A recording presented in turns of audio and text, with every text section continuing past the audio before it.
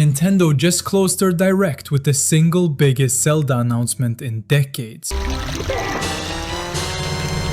A full remake of Ocarina of Time coming to Switch 2 this holiday season. If you don't understand why people are losing their minds over a 28-year-old game, let me explain. In 1998, 3D gaming was barely 3 years old and nobody had figured it out yet. Ocarina of Time solved everything in one go. It invented the lock-on combat system called Z-targeting that literally every 3D action game still uses today. Dark Souls, God of War, Devil May Cry. All of them owe something to that one mechanic. It built a massive interconnected kingdom that gave players a true sense of scale, mapping out a blueprint for 3D world design before anyone else knew how to make it work. And the music wasn't just a soundtrack, you played it on an in-game instrument.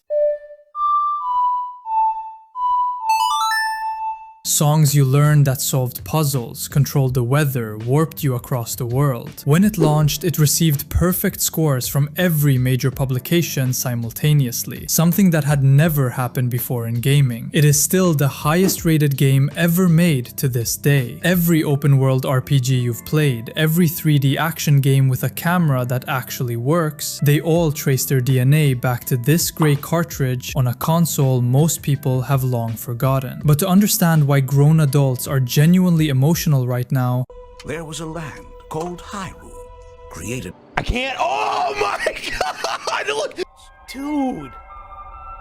Yes! Let's go!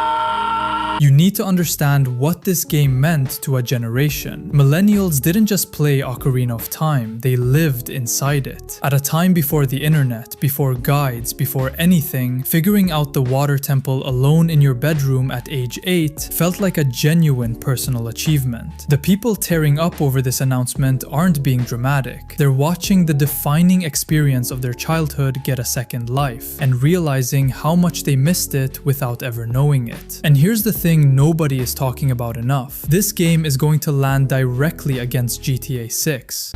Stand ready for my arrival, worm.